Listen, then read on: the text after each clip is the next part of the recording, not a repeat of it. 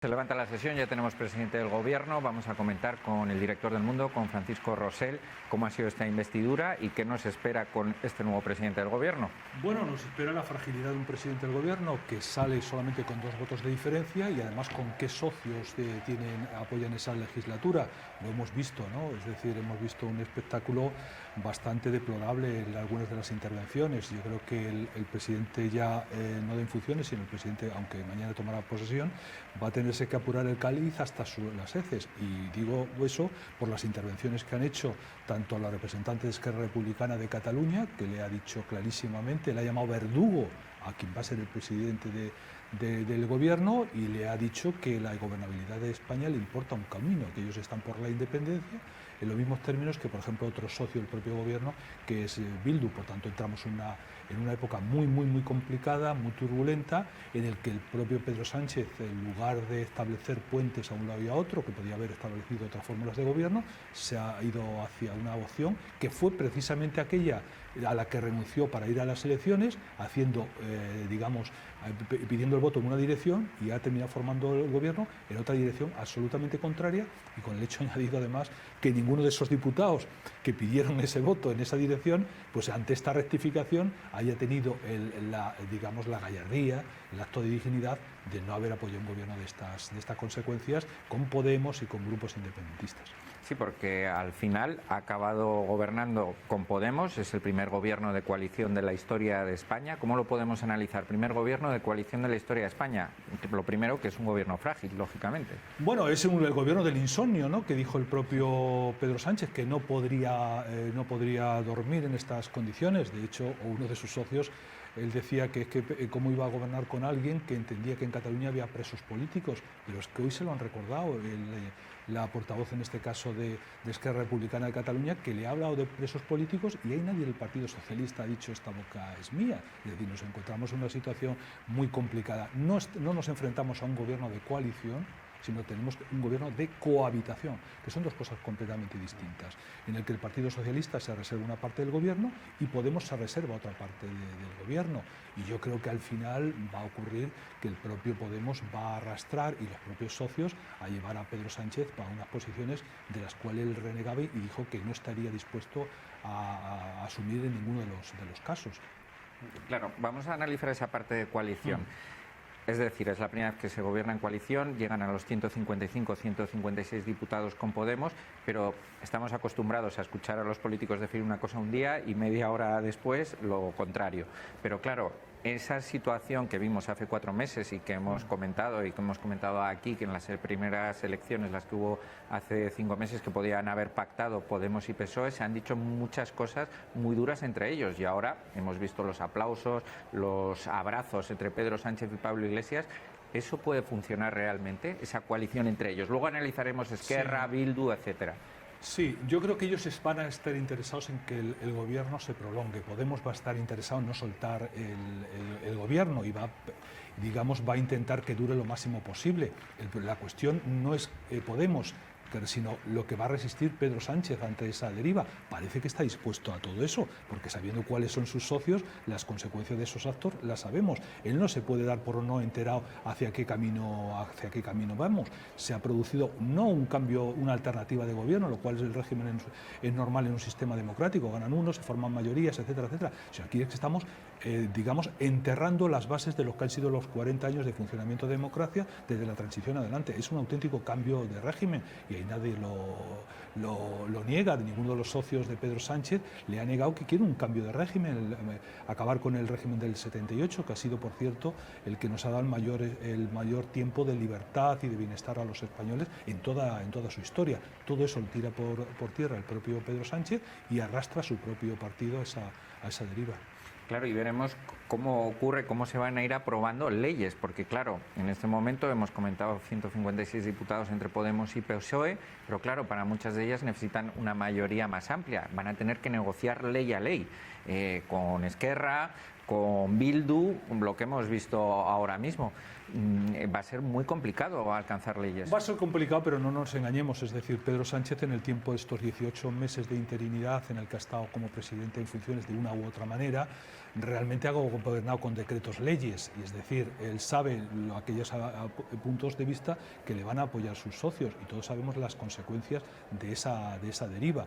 Aquí lo que me preocupa a mí es que vamos a entrar en un periodo de radicalización y eso no es bueno para este país, ni políticamente, ni socialmente, ni por supuesto económicamente. Entonces, en esas circunstancias, digamos, es la gravedad del paso que se ha dado hoy por Pedro Sánchez, que después de plantearle a los electores un plebiscito, perder ese plebiscito, perdiendo apoyos y perdiendo casi 700.000 votos, se echa en manos de aquellos de los cuales renegaba para hacer este tipo de gobierno Sánchez-Stein ya, ¿no? Porque que nació en aquella moción Frankenstein en su momento, en el que Pedro Sánchez, en lugar de atender a las líneas rojas que le había trazado su partido, pues se condujo por esas mismas líneas rojas, ¿no? El domingo vimos en la primera votación, bueno, estamos viendo a Pablo Iglesias, fíjate, está llorando. Está de la emoción, claro, de ser vicepresidente del gobierno, a él le estamos viendo. Me imagino que también se ha hecho un homenaje a la diputada de Podemos que estaba enferma, que no pudo ir a votar el domingo pasado, le han regalado un ramo de flores, me imagino que también está emocionado por eso Pablo Iglesias. Comentábamos que el domingo fue una sesión muy bronca, después de las palabras que tuvo Bildu, vimos a Adolfo Suárez que daba la espalda a la portavoz de Bildu. Claro, ¿qué nos espera esta legislatura en el Congreso de los Diputados? Pues bueno, ahí yo creo que esa radicalización va a seguir, no va a minorar, entre otras cosas porque se va a construir el discurso del enemigo en torno a todo lo que representa el centro derecha. Es decir, Pedro Sánchez, más que construir una alternativa con un cierto sentido común, con una cierta dinámica dentro de la Constitución, que eso es materialmente imposible, lo que va a intentar es, digamos, demonizar al centro derecha en todos los temas. Lo va a intentar demonizar en el lenguaje, lo va a intentar demonizar en sus conductas, etcétera, etcétera. De hecho, hoy en la intervención que ha tenido Pedro Sánchez ha hecho gala de lo que yo llamaría la arrogancia de la debilidad, ¿no? Se ha mostrado muy gallito y con respecto al centro derecha y ha tragado todo lo que ha habido y por haber, como ocurrió el domingo, con respecto a alguien que le acusa de ser verdugo al Partido Socialista de los independentistas, catalanes. Él ha callado ese discurso y está en manos de esos socios. Evidentemente, con esos socios ya sabemos a dónde pueden conducir el propio país, ¿no?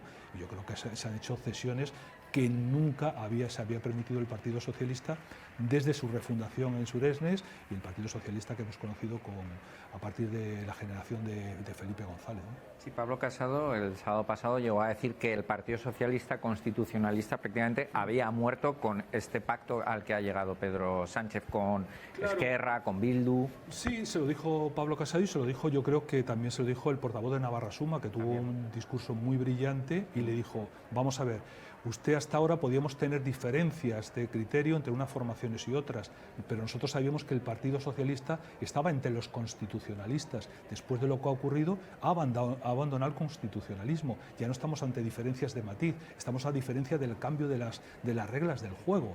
Y las reglas del juego, cuando se cambian, tienen unas consecuencias tremendas.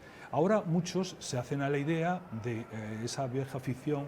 Había dos ficciones. Una, que Pedro Sánchez no iba a pactar con los socios que le han hecho presidente del gobierno. Se decía, no, todo es un juego para que bajar el precio del centro derecha, que lo apoyen a cambio de ninguna contrapartida. Yo siempre dije que eso era mentira, que estaba dispuesto a eso, y ahora se hable también otro mantra, ¿no? Decir, no, Pedro Sánchez va a moderar a Podemos, a los independentistas. No nos engañemos, no los puede moderar. No, por lo que hemos visto hace unos minutos, no los va a importa un comino, no los va a moderar. Claro. ¿Por qué los va a moderar? Sí, así les va bien. Si han conseguido imponerle sus condiciones al propio Pedro Sánchez. Por ejemplo, el acuerdo firmado con Esquerra Republicana de Cataluña no es ya el acuerdo que fue muy criticado, del cual se apeó por conveniencias políticas el propio PSOE, el acuerdo que se dijo de Pedralbes. Es que llega mucho más lejos. Le concede un referéndum en el que se van a dirimir cuestiones de la soberanía nacional y en el que solamente van a participar los catalanes, con lo cual hemos roto la soberanía nacional. principio fundamental de la propia integridad territorial y principio fundamental de la misma Constitución. ¿Por qué van a cambiar? ¿Va a cambiar Bildu? ¿Necesita cambiar? Si le están dando lo mismo. ¿Va a cambiar el PNV cuando hacen cesiones por el cual no solamente hacen concesiones que afectan al País Vasco, sino al conjunto de los españoles e incluso a Navarra? El PNV negociando, digamos, aspectos del propio estatuto foral navarro. ¿Por qué van a cambiar? No tienen necesidad de cambiar, les va bien, han conseguido su objetivo y el que ha pagado ese peaje es el propio Pedro Sánchez, insisto, sin que el Partido Socialista haya levantado ni una sola voz. El silencio es absolutamente ensordecedor. ¿Dónde está Felipe González? ¿Dónde están los varones? ¿Dónde están todos ellos? Fuese y no hubo nada. Sí, se comentó durante toda la semana, incluso Inés Arrimadas llamó a algunos varones socialistas para intentar hacerles reflexionar y que cambiaran su voto. Hemos visto en el Congreso de los Diputados, estaba Susana Díaz, estaba apoyando, también hemos visto a Miquel Iceta del PSC, al final el PSOE ha votado férreamente lo que ha votado. Bueno, digamos que Susana Díaz, que estaba hoy ahí, ¿por qué está Susana Díaz? Porque sabe que fuera enfrentada a Pedro Sánchez no tiene futuro político ninguno y Susana Díaz fuera de la política no es nadie, todo lo ha sido la política. La mayoría de los diputados no tienen fuera de la política ningún tipo de cobijo, viven de la política, entonces aceptarán lo que sea menester con tal de seguir contando con ello. ¿Qué hace Susana Díaz? Reniega de sus principios fundamentales, ella que era la gran constitucionalista, que había incluso intentado defenestrar al propio Pedro Sánchez después de darle el apoyo, pues ahora se pega a Pedro Sánchez porque sabe que fuera de ese apego, que Pedro Sánchez tiene todo el poder, no tiene futuro. Y ante esas consecuencias, estos son mis principios, si no le gustan, tengo otros, que decía Groucho Marx, y eso es lo que está ocurriendo. Es un drama cómo la partitocracia se ha apoderado de los partidos políticos y los principios han sido absolutamente arrinconados. Por tanto, estamos en un momento muy delicado porque no es un asunto. En el Partido Socialista, cuando se ha hablado de quebrantar digamos, el mandato imperativo, que es un derecho constitucional, pero en el Partido Socialista se ha roto por otras cuestiones menores. Y en un tema clave como el que estamos asistiendo, de un cambio de régimen con respecto al que hemos disfrutado estos 40 años, no se mueve absolutamente nada, como si hubiéramos aprobado cualquier ley absolutamente baladí o de segundo orden. La disciplina de partido ha funcionado, digamos como un puño, ¿no? ¿Y cuál va a ser el papel de la oposición? Tenemos al Partido Popular, tenemos a Vox, que ha subido muchísimo en las últimas elecciones, con más de 50 diputados, y tenemos a Ciudadanos. ¿Cómo va a ser esa oposición? ¿Cómo esperamos que vaya a ser esta legislatura? Bueno, yo creo que la oposición tiene un papel muy importante, pero la oposición sí también tiene que hacer un papel de mucha inteligencia, saber desmontar toda esta estructura que va a ocurrir, saber capitalizarla, saber hacer una labor de pedagogía a la propia sociedad. El problema de la oposición es que va a ser una oposición que va a tener muy pocos medios para hacer llegar su voz, y esa es una limitación indudable. Y luego la tentación, lógicamente, es del gobierno intentar apoyarse en Vox para bipolarizar mucho el país. Entonces, en ese sentido, yo creo que el fracaso que tuvo Pedro Sánchez en las últimas elecciones generales, que perdió su plebiscito, pero consiguió una cosa importante, que es matar a Ciudadanos y matar a Albert Rivera, con esa idea de sabotear el centro y que no se pueda construir una alternativa al bloque que se va a formar a este gobierno Sánchez-Stein desde el centro hacia la derecha. Sería un error apoyar esa bipolarización de uno, retroalimentarla con otro, pero eso es la inteligencia que tienen que hacer las fuerzas políticas ante una sociedad española que en general debe estar bastante perpleja, porque le dio el apoyo al Partido Socialista para que hiciera un programa y ha hecho justo lo contrario en esta situación.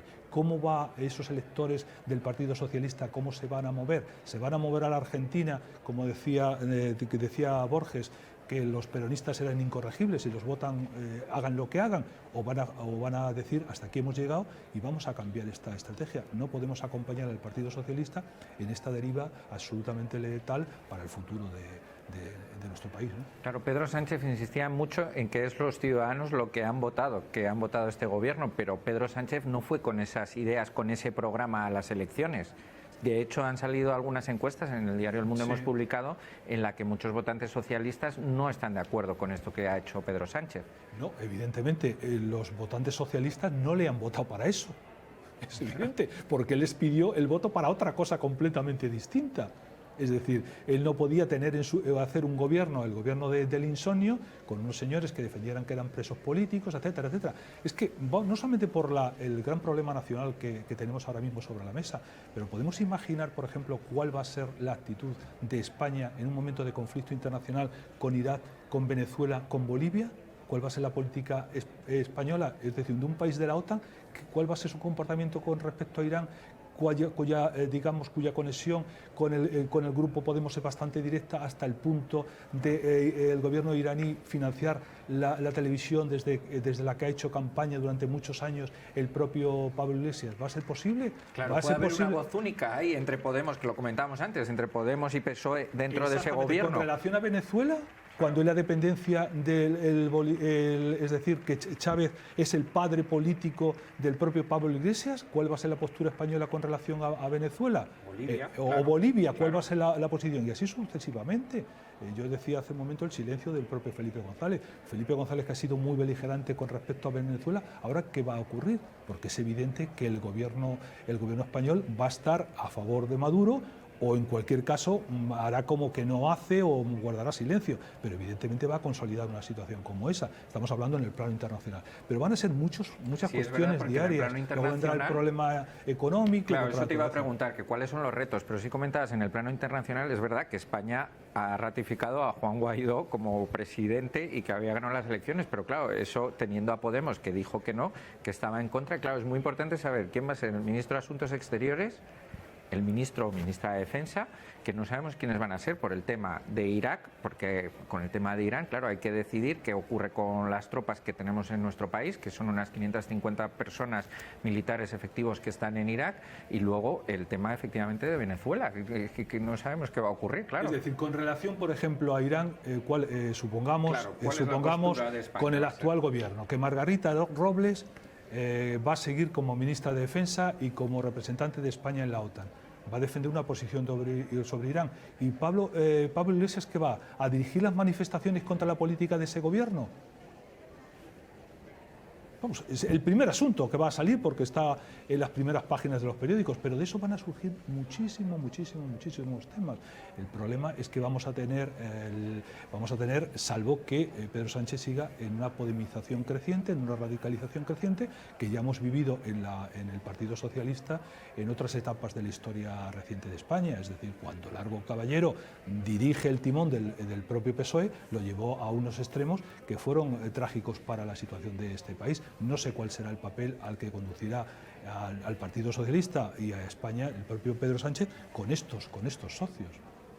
Bueno, estamos viendo ahí Pedro Sánchez, es el último diputado que queda, está haciéndose las fotos de rigor, ya todavía no ha jurado, que se espera que sea o bien mañana por la tarde o como mucho en 48 horas, que jura o promete su cargo, se está haciendo las fotos como presidente. Estábamos comentando cuáles pueden ser los retos de la legislatura. Claro, va a ser una legislatura que va a volver a estar muy marcada por el tema territorial. Bueno, sí, ¿no? Mañana que, por ejemplo, tiene que jurar, como le ha dicho un diputado con cierta sorna, ¿qué va a hacer? ¿Jurar la Constitución por imperativo legal o qué? Claro, es evidente.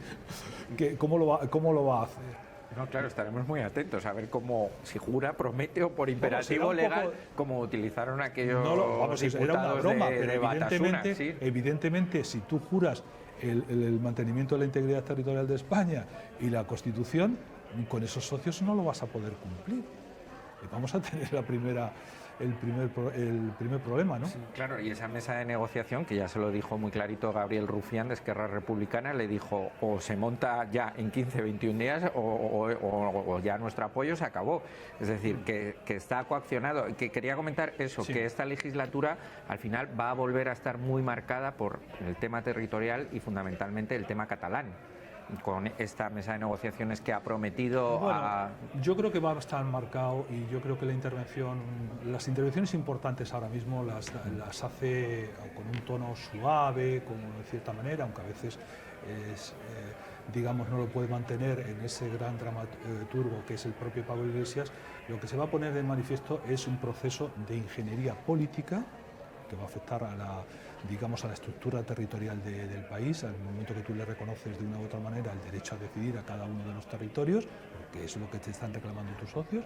Vamos a una ingeniería, digamos, judicial, es decir, los jueces ya han sido advertidos que se va a cambiar el proceso, etcétera, etcétera, porque ellos consideran que la democracia y la ley son antítesis y la democracia sin ley no es democracia, es otra cosa completamente distinta. Ese va a ser otro.